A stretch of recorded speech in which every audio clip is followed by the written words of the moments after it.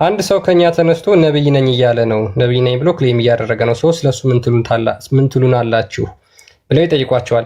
he has turned away from our religion and then the religion of our father የኛና የአባቶቻችንን እምነት ትቷል።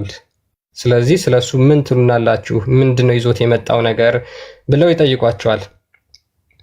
ከዛ write to us with questions we may ask him ልንጠይቀው የምንችለውን ነገር ጥያቄ ጻፉልን ወይም ደግሞ ንገሩን ብለው ይጠይቋቸዋል፣ አይሁዶችን ማለት ነው። ምክንያቱም አይሁዶቹ የመጽሐፉ ሰዎች ስለሆኑ የነብይነትን መስፈርት ያውቃሉ ብለው ስላመኑ ይሄንን ጥያቄ ቁረይሾቹ ይጠይቋቸዋል፣ አይሁዶቹን የነብይነቱን መስፈርት ቴስት ማድረጊያ ማለት ነው። the Jews gathered and said አይሁዶቹ ተሰበሰቡና አንድ ውሳኔ ላይ ደረሱ። this is his description in the time in which he will appear so they wrote to the Quraysh ከዛ ለቁረይሾቹ ምን ይጽፉላቸዋል? ask him about the story of the companion of the cave about ዱልቀርኔን and about the soul እነዚህን ሶስት ጥያቄዎች ጠይቁት፣ ከዛ በኋላ በሱ ነብይነቱን ታረጋግጣላችሁ ብለው ይጠይቋቸዋል። እነዚህ ሶስት ጥያቄዎች ምንድናቸው? አንደኛ ስለ ዋሻው ሰዎች፣ ሁለተኛ ስለ ዙልቀርኔን፣ ሶስተኛ ደግሞ ስለ ሩህ ወይም ደግሞ ስለ መንፈስ ጠይቁት ይሏቸዋል። ከዛ በኋላ እና ይሄንን የሚመልስላችሁ ከሆነ እሱ ነብይ ይሆናል፣ ካልሆነ ግን ነብይነቱ ይቆማል አይነት ነገር ብለው እንትን ይሏቸዋል።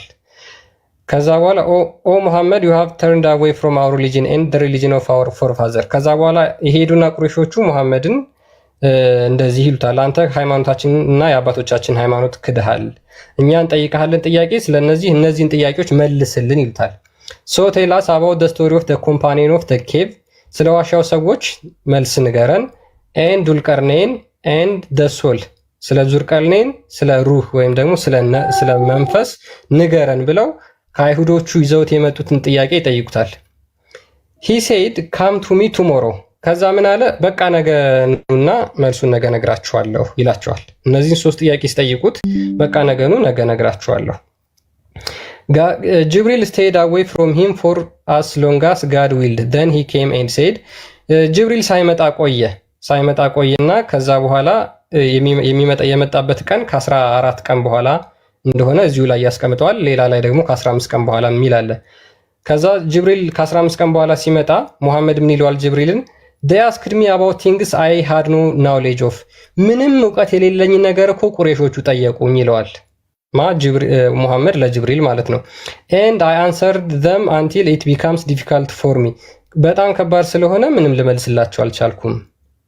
he said didn't you see that we don't enter a house in which there is a dog or an image እኛ እኮ ሙሐመድ ሆይ መላእክቶች ማለት ነው ውሻ ወይም ደግሞ ስዕል ያለበት ቤት ስለማንገባ ነው ያልመጣሁት ብሎ ማይነግረዋል ጅብሪል። ስለዚህ ጅብሪል መጥቶ መልሱን ያልተናገረበት ምክንያት ምንድን ነበር ማለት ነው?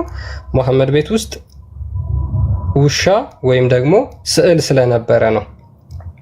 and there was a puppy in the house በቤት ውስጥም በሙሐመድ ቤት ውስጥም ትንሽዬ ውሻ ነበረች እና ሙሐመድ ነገ ነግራችኋለሁ ብሎ ያን መልስ አይመልስ ስንት ቀን ቀረ? ወደ 15 ቀን አካባቢ ቆየ ማለት ነው። ከዛ በኋላ መልሶቹ ደግሞ ምን የሚሉ ናቸው? ኦኬ he said okay indeed I will do that tomorrow ምንድነው ሱራ 18 እዛው 24 አካባቢ በአላህ ፍቃድ ብለህ መናገር ነበረብህ፣ መመልስላችሁ በአላህ ፍቃድ ብለህ ነበር በአንተ ግን ስላላልክ እስካሁን ሳይመጣልህ ቀረ ብለው ጅብሪል ይነግረዋል ማለት ነው። ከዛ በኋላ እነዛን ሶስት መልስ የተባሉትን ነገር ጅብሪል ነግሮት ይሄድና ሙሐመድ ለነዛ ለጠየቁ ጥያቄ ይመልስለታል። እነዛን ሶስቱን መልሶች ማለት ነው። ያ ቴንክ ዩ ክርስቲያን። ቀደም እንዳልኳችሁ እንግዲህ ነብይ ነኝ ብሎ ተነሳ። ቻሌንጅ ያደረጋቸው ቁረይሾቹን ጣዖት አምላኪ ነበሩ። እነዚህ ጣዖት አምላኪዎቹ ከዛ ቻሌንጅ ማድረግ እነሱም ፈለጉ፣ ግን የነብይነት መስፈርትን አያውቁም። የነብይነት መስፈርትን ስለማያውቁ ደብዳቤ ለአይሁዶቹ ወደ መዲና ጻፉ። ከኛ ወገን የሆነ አንድ ሰው ተነስቶ ነብይ ነኝ እያለ ነው፣ የእነ አብርሃምን እምነት ተከታይ ነኝ እያለ ነው። ስለዚህ ይህንን ሰውዬ ነብይ መሆኑን በምን እንወቅ ብለው ጠየቋቸው። 3 ጥያቄ አይሁዶቹ አዘጋጁ። ይህንን ጥያቄ ጠይቁትና በትክክልም የሚመልስ ከሆነ እውነተኛ እሱ ነብይ ነው፣ ጥያቄውን በትክክል ማይመልስ ደግሞ እሱ ሐሰተኛ ነብይ ነው አሏቸው ማለት ነው። የመጀመሪያው ጥያቄ በዋሻ ውስጥ ያደሩ ሰዎች ቁጥር ስንት ነው ነው። የመጀመሪያው ጥያቄ ዋሻ ውስጥ ያደሩ ሰዎች ብዛታቸው ስንት ነው ብለው ጠይቁት። ሁለተኛ ጥያቄ ሩህ ምንድን ነው? አማርኛ ቁርአኑን አዘጋጅልኝ ተፍሲሩን ክርስቲያን። ሶስተኛ ጥያቄ ዙር ቀኔ ማን ነው የሚል። እነኚህ 3 ጥያቄ ናቸው። ጥያቄዎቹ 3 ናቸው። እነኚህ 3ቱን በትክክል የሚመልስ ከሆነ እሱ ነብይ ነው። በትክክል ማይመልስ ከሆነ ሐሰተኛ ነብይ ነው። ዛሬ የምጣዱኝም የምወዱኝም ሙስሊሞች እናንተ ራሳችሁ እነኚህን ጥያቄ መልሷል አልመለሰም? ከመለሰ ነብይ ነው ብላችሁ ቀጥሉ። እውነት ካልመለሰ ደግሞ ፍርዱን ለእናንተ ተዋለሁ። ያው በበቂ መረጃ እንሰጣችኋለን። እውነት ጥያቄዎቹን በትክክል መልሷችኋል አልመለሳቸው፣ ነገ ምላሹን ሰጣችኋለሁ ብሎ 3 ጥያቄ ተጠይቆ መልሷል አልመለሰም? አማርኛ ቁርአን ከተፍሲር ጋር ተፍሲሩን አንብብላቸው አንዴ። በአማርኛው በደንብ እንዲገባቸው ነው። ያ እንግዲህ ያው ሱረቱል ካፍ የመጀመሪያውን ይሄ ቁርአን በአማርኛ ተፍሲር ማለት ነው ከነ ተፍሲሩ የሼክ መሐመድ ዘይኔ የሱ መጽሐፍ ነውና እዚህ ጋር ይህ ቁርአን የወረደበትን ምክንያት ያስቀምጣል። ኦኬ ከዋሻው ምዕራፍ አንደኛው አንቀጽ የወረደበት ምክንያት ይላል እዚህ ጋር። ከዋሻው ምዕራፍ አንደኛው አንቀጽ የወረደበት ምክንያት ይህ አንቀጽ የወረደው መኮች ወይም ደግሞ የመካ ሰዎች ነድር ቢን ሐሪርን ኡቅባ ቢን ሙአይጥ ወደ መዲና አይሁድ ልከው የነብዩን ባህሪ እንዲጠይቁ አድርገው ነበርና አይሁዶቹም ስለ 3 ነገሮች ጠየቁ።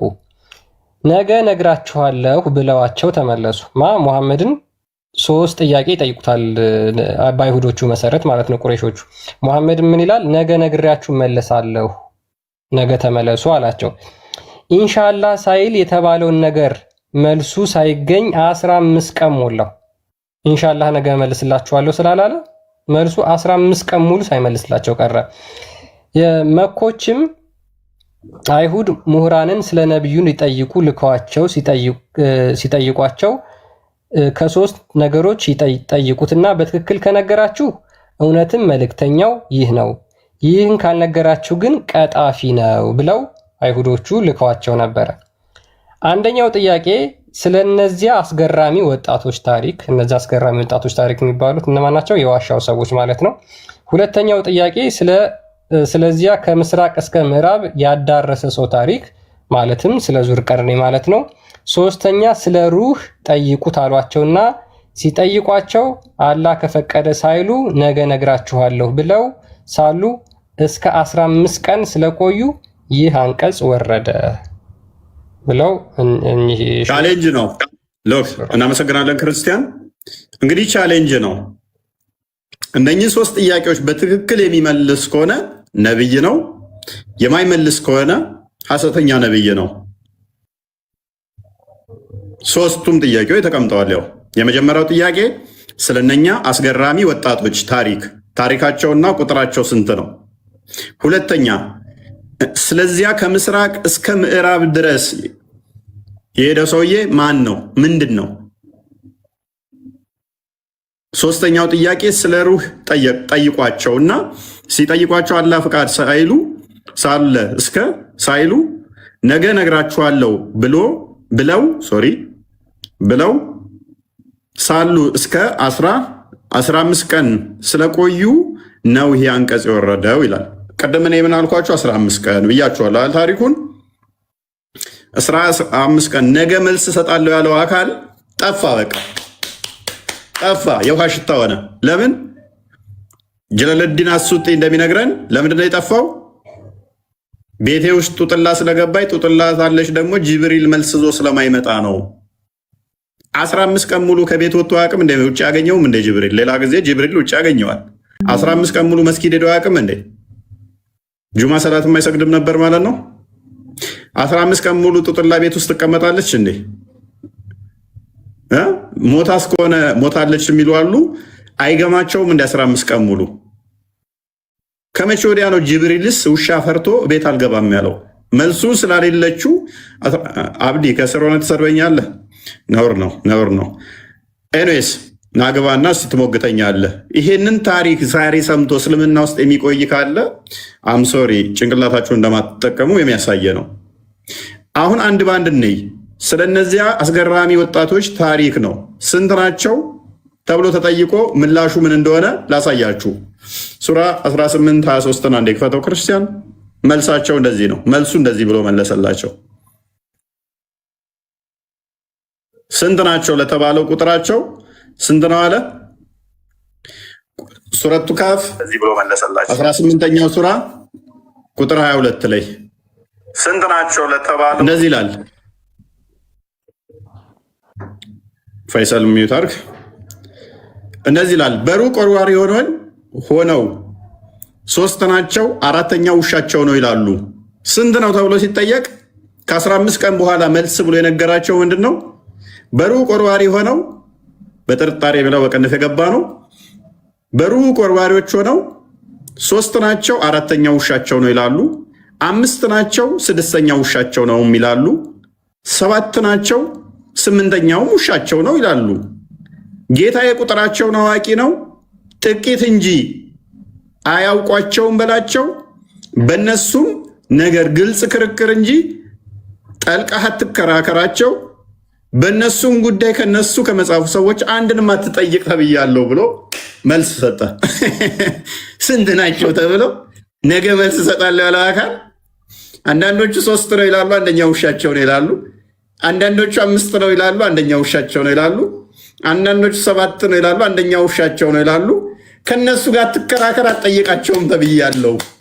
ስለ የመጽሐፉ ሰዎች ጋር ትከራከር አትጠይቅ ተብያለሁ። ያዋረዱት እነሱ ናቸዋ። ለቁረሾቹ ነው የሚለውን ቁረሾቹ ከመጽሐፉ ሰዎች ከአይሁዶችና ከክርስቲያኖች የነብይነት መስፈርት ስለሚያውቁ ጠይቁት እስቲ ይህን ምን ብሎ ይመልሳል። እኔ ከነሱ ጋር ልከራከርም እንዳትጠይቃቸውም ተብያለሁ። አንዳንዶቹ 3 ነው ይላሉ፣ አንደኛው ውሻቸው ነው ይላሉ። አንዳንዶቹ 5 ነው ይላሉ፣ አንደኛው ውሻቸው ነው ይላሉ። አንዳንዶቹ 7 ነው፣ አንደኛው ውሻቸው ነው ይላሉ። ቁጥራቸውን አላህ ነው እንጂ የሚያውቀው ማንም አያውቃቸውም። አትከራከር ተብያለሁ። አላህ ይህን ሁሉ ዝባዝንኬ ከሚያወራ ቁጥራቸው 5 ነው ወይም 3 ነው አይልም እንዴ? የትኛው ይቀላል? የትኛው ይቀል ነበር? ይህንን እኮ እኛ መመለስ እንችላለን። እግዚአብሔር አንዳንዶቹ 10 ነው ይላሉ፣ አንደኛው እንደዚህ ነው ይላሉ። አንደኛዎቹ 5 ነው ይላሉ፣ አንደኛው እንዲህ ነው ይላሉ። ቁጥሩን እግዚአብሔር ነው የሚያውቀው ብለን እኛ ሳንመልስም እንዴ? ነቢይ መሆን ምን ይጠበቅብሃል? ይህንን ለማለት ከ15 ቀን በኋላ የነብይነት መስፈርት ምላሽ የተባለው ይሄ ነው። ነብይ የተደረገበት አንደኛው ነው ይሄ እና ቁርአን ነው እንደ ይለያል። በነገራችን ላይ እዚህ ጋር ይታያል። ደግሞ የሚገርም እኮ ነው። እዚህ ጋር ደግሞ ጥቂት ሰው እንጂ አያውቃቸውም ብሎ ደግሞ ይናገራል። ጥቂት እንጂ አያውቋቸውም ነው እንግዲህ ሙሐመድ የማያውቀው ነገር ግን ሌሎች ደግሞ ጥቂቶች ደግሞ የሚያውቋቸው አሉ። ነገር ግን ሙሐመድ አያውቃቸውም። አላህም ትክክለኛው መልስ አልነገረም። የአንትና ለምን እንደሆነ ታውቃለህ? 3 ነው ያሉት ወይም ትክክል ሊሆን ይችላሉ፣ ወይ 5 ነው ያሉት ትክክል ሊሆን ይችላል፣ ወይ 7 ነው ያሉት ትክክል ሊሆን ይችላሉ። ስለዚህ ጥቂት ሰው ሊያውቃቸው ይችላል። ኤኒዌይስ የነብይነት መስፈርቱ ቻሌንጁን ቁጥር 1 ጥያቄ ጠየቀውን ምላሹ በእንደዚህ ይሆናል። ወደ ቁጥር 2 እንለፍ። ቁጥር 2 ላይ ደግሞ ዙርቀኔ ቁጥር 2 ዙርቀኔ ነው። ቁጥር 3 ነው አድርገውና ቁጥር 2 ላይ እንወያይበታለን። ቁጥር 3 ነው አድርግልኝ። ቁጥር 3 ደግሞ ሩህ ምንድን ነው ተብሎ ሲጠየቅ ሱራ 17 85 ላይ እንዲህ ብሎ መለሰ። ስለ ሩህ ሲጠየቅ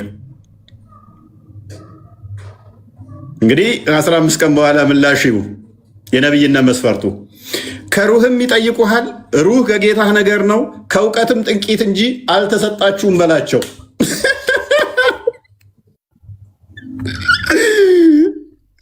ምንድን ነው ተብሎ ሲጠየቅ ከሩህ ከጌታዬ ዘንድ ነው፣ ከእውቀትም ጥቂት እንጂ አልተሰጣችሁም ነው። አናውቅም በቃ። ይህን የሚያወራው አላህ ነው ወይስ የነብያችን ናቸው? ነብዩ ከራሱ ያወራም አንዳችም ነገር። 3 ጥያቄ እንግዲህ 2ቱ በእነዚህ አይነት ሁኔታ መልስ የተሰጡት ነብይ የተደረገበት የነብይነት መስፈርቱን ያገኘበት ማለት ነው። ሶስቱን ጥያቄ ከመለሰ በትክክልም ነብይ ነው፣ ካልመለሰ ግን ነብይ አይሆንም ተብሎ የመለሳቸው በቃን እስክትሉ መረጃውን እንሰጣችኋለን። በቃን እስክትሉ ማለት ነው። አንዴ። ስለዚህ በእንደዚህ አይነት ሁኔታ ሁለቱ ጥያቄዎች መልስ ተሰጡ ማለት ነው። መልሱ ከአላህ የመጣ አይመስልም። ሶስተኛ ጥያቄ ካላ ነው፣ ከራሱ አይናገርም ነብዩ። ሶስተኛው ምንድን ነው? ወደ ሩቅ ምስራቅ ሄደው ነው የሚለዋል። አንድ የክፈተው ቁርአን ተፍሲሩን ክርስቲያን ቃሉን እንዳልተሳሳት ምንድን ነው የሚለው? ስለዚያም ከምስራቅ እስከ ምዕራብ ድረስ ያደረሰው ሰው ታሪክ ማን ነው? ይሄ ኦኬ፣ በቃ ስላልከ ኢድሪስ ቀጥል። ይሄ ሰውዬ ማን ነው? ይህን ታሪክ ደግሞ ምላሹን ንገረንና በአንተ አፍ ሲነገር ደስ ስለሚል እንሳቅ። ቀጥል።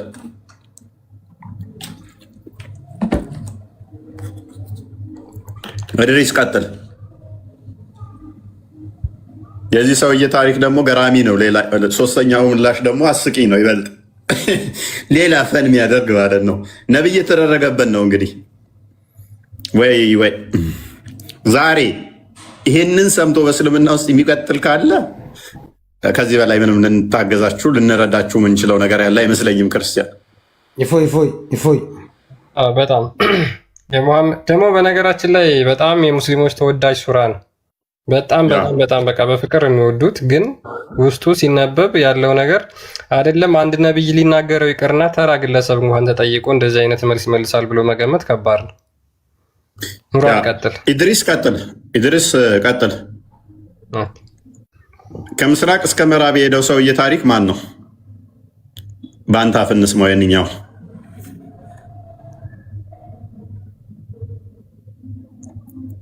ሰላም ለሁሉም ቀጥል። እሺ፣ ሰላም ለሁላችን።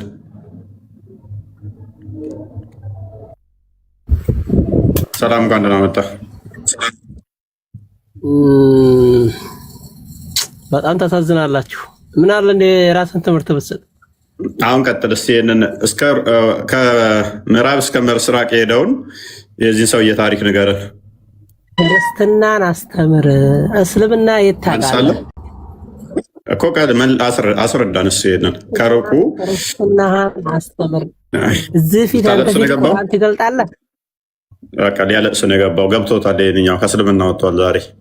ዛሬ ከእስልምና አልወጣችሁ መቼም አትወጡም ማለት ነው። ዛሬ በእስልምና ውስጥ ይህንን እያያችሁ ከቀጠላችሁ ጭንቅላታችሁ ያጠራጥረኛል የሰው መሆኑን።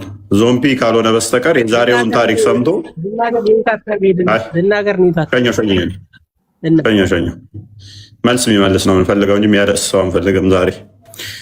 ዛሬ ዞምቢ ያልሆነ በስተቀር ጤናማ አይምሮውን የሚጠቀም ከእስልምና ሹልክ ብላችሁ እንደምታደርጓ በውስጥ ጻፉልኝ። ቴንኪው እፎይ ለቀናል እስልምናን ቴንኪው በሉኝ እና ጻፉልኝ። ሌላ ምንም አልፈልግም።